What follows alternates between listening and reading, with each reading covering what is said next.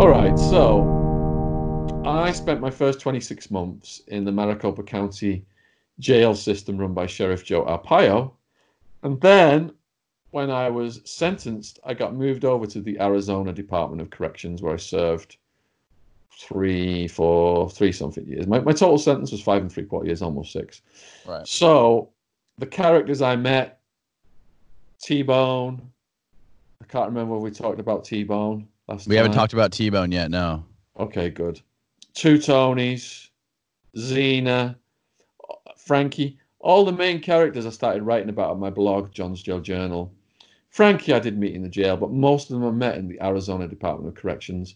Now, Yeah. the jail housed about 10,000 prisoners, and I was in about three different security levels there. And the Arizona Department of Corrections housed about 60,000 prisoners back then. They got prisons all over the state.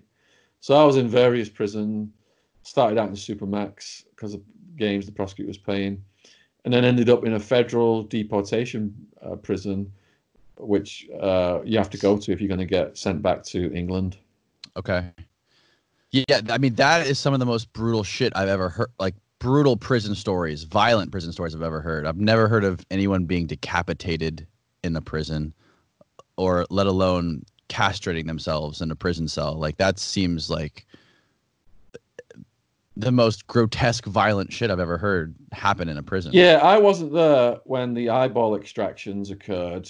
Yeah. That was way before I'd been arrested, but it was a period of time in Arizona prison history where 60 Minutes did a documentary and said that Florence Prison was the most dangerous square mile of real estate in the entire United States. And that's just one of many stories Yeah. that I heard about it back then, whereby, it's just the big bad redneck cops and all the rapings going on and another dead prisoner, nobody cares. And where were you when Xena performed this self-castration? Were you in that prison at the time, or was this just a story she told you? No, I was out and she didn't tell me. All the prisoners started to write to me. Oh, this Saying, was after you had already gotten out. yeah. All the prisoners were writing to me, my friends, and they were like, wow, she's got balls. She's fucking, she's fucking hardcore than any of us. No one would do that. To do that takes such a strong mind. It's truly amazing that she even survived that. I mean, I'm sure she was pretty close to death when. All right, I there was mean, the one in there that I met. I won't say any names, and the one that Xena did it after this one did it. I wasn't around when the one did it, but I know what happened because all the prisoners told me. And what happened was this one successfully cut off both balls, and then she cauterized the wound with a cigarette lighter. Okay. And it got infected. Mm. So she was carried out on a stretcher. It got infected. She was busted. It's a disciplinary matter. Then you violated the prison laws, and so she got in all kinds of trouble for doing what she did. Yeah, but she looked like a woman, honestly. Guys were competing to try and get her, in bed.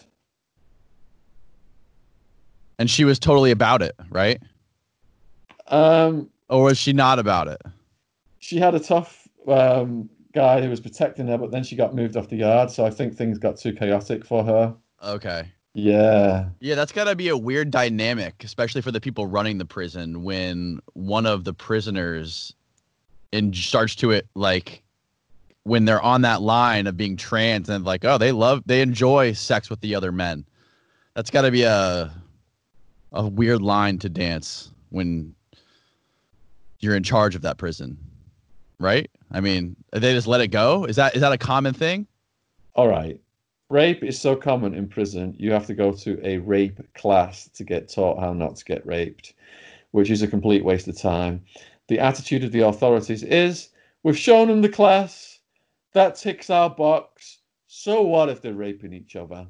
Yeah. Now, in this rape class, you watch a video and there are some predators in the day room and it shows the young prisoners coming in.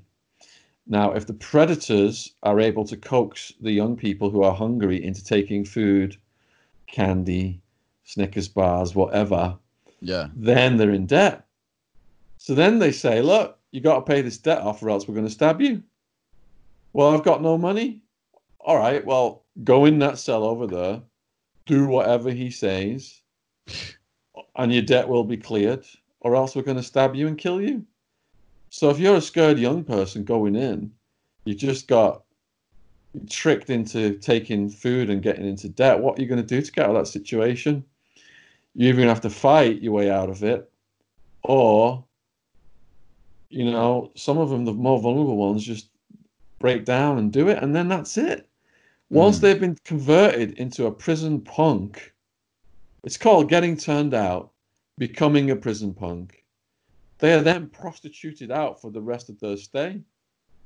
And the attitude of the prisoners is, if you don't man up, you deserve it. Because there's a hierarchy. And the bottom are the snitches, the punks, trans. That's why Xena had a very tough boyfriend. Yeah. These people get brutalized. Sex offenders, snitches, punks. These are all at the bottom of the spectrum. So now the conclusion of the rape class was, to stop rape, you have to report it. If you report anything, you're a snitch. So after we went to this rape class, a young mentally ill prisoner was gang raped on the yard I was at, and nobody reported a single thing. Right. Yeah. They reckon more men are getting raped in prison than the rapes for females in the free world. In the free world, yeah. Now, how long did it take you from the time you were first went in? Because, obviously there was kind of like a self-discovery you had to go through for a while, right? Like you talked about it. I've heard you talk about it before. It's like self-reflection, like looking at yourself in a mirror for a long period of time until you can finally figure out how to channel this situation that you're in into something that's going to put you on some sort of trajectory forward, right? Like your mindset had to go through a change at one point. Was there a point that you can remember that you kind of like redefined your outlook on where you were? Yeah. I was wild when I got arrested, I'd quit running the criminal enterprise, but I was still going out on the weekends with all my party friends. I had gangsteritis. I'm a business graduate that had gangsteritis. And you still had a lot of money, right? Well, it was all collapsing. It collapsed with the dot-com bubble. I was down to six figures from seven net worth. So I was going out with Wild Man and my gangster friends on the weekends, and still clicked up there. So I was wild when I got arrested. And if I'd have got released in that first year, I would have gone back to the lifestyle.